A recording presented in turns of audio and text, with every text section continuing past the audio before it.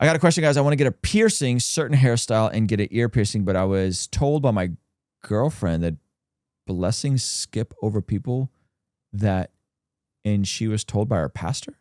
That sounds right. I got a piercings, get a piercing, a certain hairstyle, and get an ear piercing. They said it twice. But I was told by my girlfriend, she's scared of how you're going to look. How do we tell him?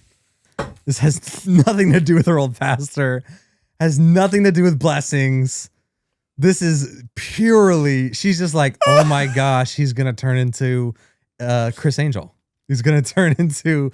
Can you be more specific? Yeah. What is this? What does this even mean? My wife's grandma used to tell her and her You really pulled up. my wife's grandma used to tell her and her sisters that if you don't eat the crust of your peanut butter and jelly sandwich, that you will that you won't get curls. And they all wanted curly hair. They all had straight hair. So if you want curls, you got to eat the crust of your peanut butter. Jelly. He's doing this. She's doing the same thing to you. She's saying blessings are skipping you if you pull up home looking like Chris Angel. That is funny. Okay. If you pick me up for a date to Chick-fil-A and you've got gauges and piercings and a certain hairstyle, you're missing blessings. Okay. Let's try to really give him an answer here. All right. So you didn't like that. Okay. My question would be, first of all, what kind of hairstyle and what kind of piercing? You got to be very specific.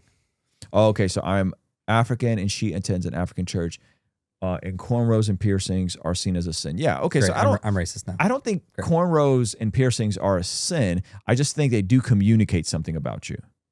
Yeah. Right. So like respectfully, I don't think like having a specific hairstyle, whether it's cornrows, whether it's fill in the blank, I don't think those are a sin, but they do communicate something about you. I don't think cornrows, in my opinion, I don't know much about corn. Like today, do they still have yeah, but like pull up that picture of ASAP with the, like that. What is the issue with the hairstyle?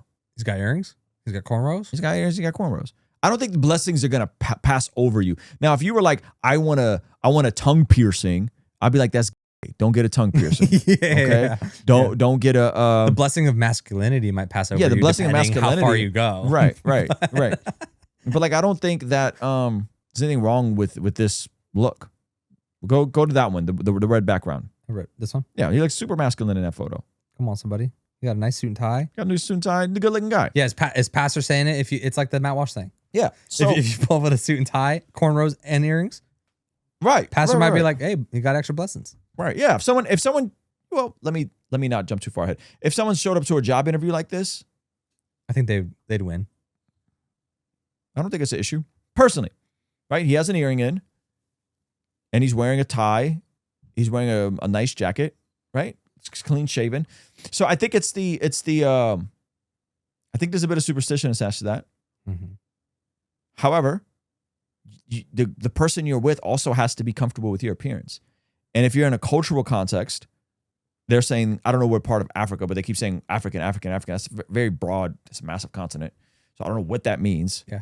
But if you're in Elon's African. Yeah, Elon. If you're in a context where certain things are frowned upon, then maybe you should consider that. If you're with someone that is uncomfortable with a certain appearance, like he said, Nigerian, like you in Nigeria or in America, I'm shocked by this. Sounds like he's in America and he's Nigerian community. I didn't know Nigerians were like anti cornrows. American Nigerians are.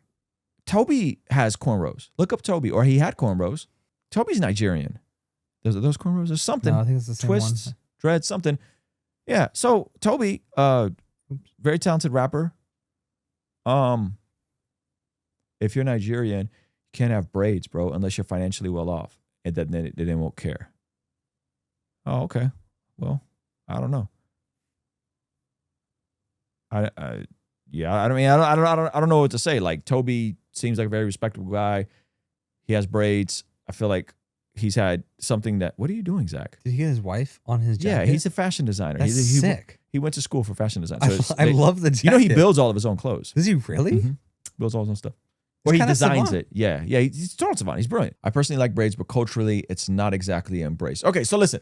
You guys are asking me questions about subcultures of subculture. I don't know nothing about Nigerian American culture. I know my Nigerian or my Ghanaian friends have had braids and cornrows and different hairstyles, and I have never heard of it being an issue. So you're just asking me stuff that's beyond my level of experience, expertise. I don't know nothing about that.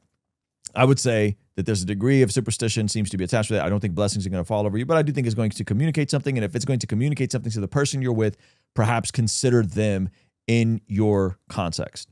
Cornrows in Nigeria are for women traditionally, so old heads and parents see it only as a woman's hairstyle and go by the Bible verse of a man should keep their hair short. Nigerian Christians are very conservative. So would they, okay, so would they have an issue? Give me some better shots of Toby. This is sick. What are you talking about? No. I'm saying like with his hairstyle, because I'm trying to make a point. Oh, okay, the hairstyle bit. I'm trying to make a point.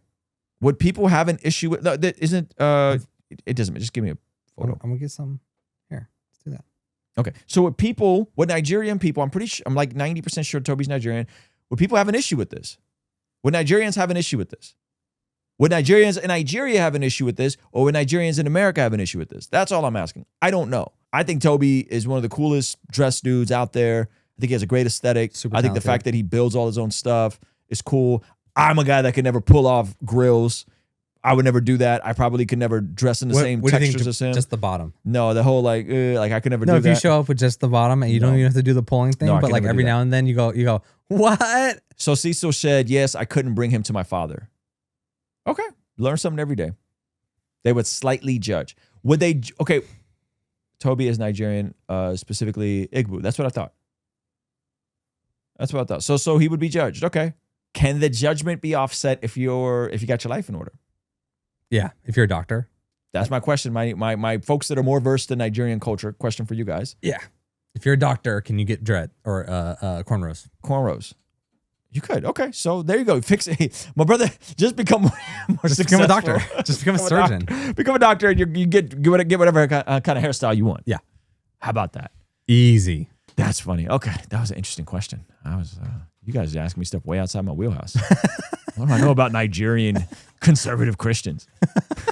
Ladies and gentlemen, I am ecstatic to announce to you my very first official book with a major publisher, Godly Ambition, coming out September 9th. This is the first thing we did where a major publisher, Penguin Random House, the biggest publisher in the world, partnered with us on his book.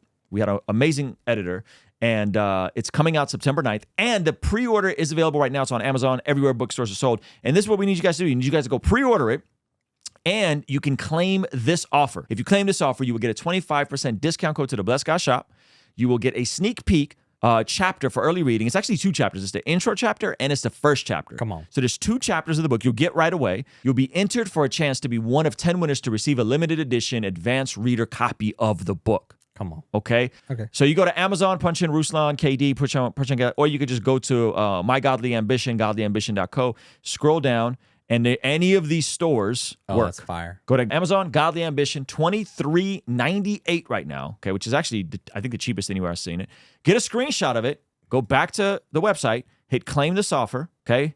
Again, you receive a 25% discount code, and you get the intro chapter and the second chapter. All you got to do is just put your information and put a screenshot of your receipt, and you get it right away in the mail. The book comes out September 9th. Here's the idea. Ambition is not the enemy. It's the answer. There's so much demonization of ambition. There's so much demonization of people who are looking to improve their situation. This is actually in response to some of the prosperity gospel nonsense out there. You have a binary in the zeitgeist right now. One perspective is that if you're talking about anything, success, ambition, not being a loser, that you're Joel Osteen and you're the prosperity gospel guy.